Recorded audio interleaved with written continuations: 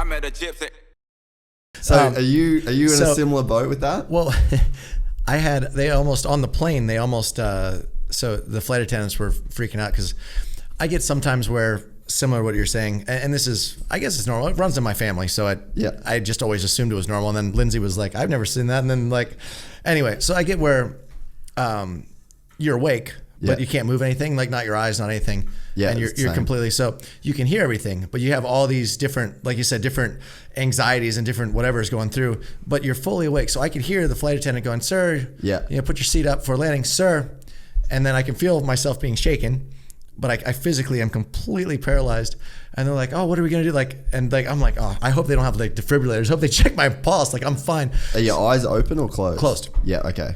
But do you feel like you can see the setting that you were in? Oh no.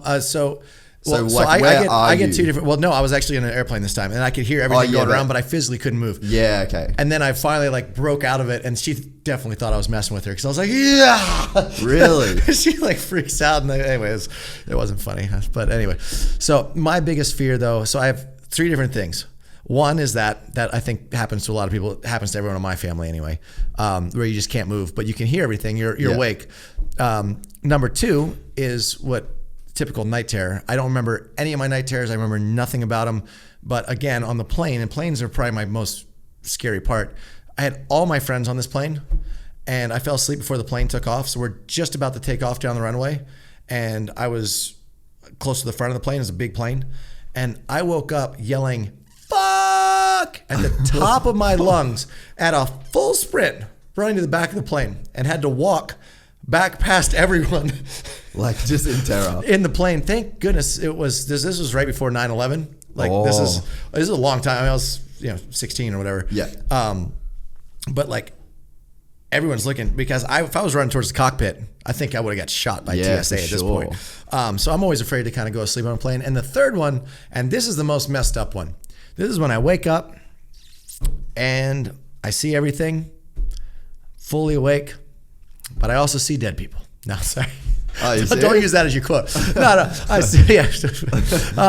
No, I see stuff that's not there. Which is right. And it's obviously not there because I'm like, Lindsay, and you're awake. I'm awake. Yeah. Yeah. But so here's the trippiest part. All right. So I had hieroglyphics in my room. Woke me up almost nightly for about a month. And really? I'm like, writing walls, but lit up. So I'm like, all right. So I went and I invested in blackout shades. Got everything to where there was no light in the room. And I put clothes everywhere and stuff, and just threw stuff everywhere, like bells and different stuff. And I'm like, all right.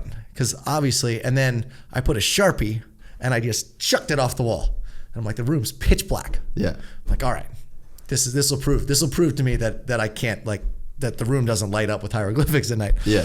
So about a week in, wake up, full room's all lit up, hieroglyphics. I'm like, so you feel like you're waking up, and then you're looking, and there's stuff on the wall. Yeah, it's like writing, but it's like a movie. I'm sure I just saw a movie somewhere, but so I got basically it looks like I'm inside an Egyptian like a pyramid. Yeah. And I got there's hieroglyphics all over the wall, and I'm like, all right, room's lit up. So I get out of bed and I walk around, and I go back in the corner and pick up the Sharpie. I'm like, yeah, room's definitely lit up. Found the Sharpie, walk back, put the Sharpie to the wall, and the room goes black. Right as I was starting to write my first line, because I was going to Sharpie the whole room up for a Beautiful Mind kind of thing. Start, I got to see if they mean anything. But from that point on, I'm like, all right, somehow I was able to get up in my sleep and find a Sharpie that I threw across the room in the dark without tripping or hitting anything. Well, maybe I did. Maybe it was what was that movie where the guy drives the Lamborghini back and then he was like, yeah, it's fine. Wolf of Wall Street. Yeah. That could have been me. So I got no video proof of this. But anyway, so yeah, I've just gone to the theory that I have some screws loose, and they've been loose since before I had my first concussion, and I'm all right with that. If you enjoyed this content, please like and subscribe. And to listen to the full 3-hour podcast, search Gypsy Tales in your favorite podcast platform or click the link in the description below. Gypsy Gang.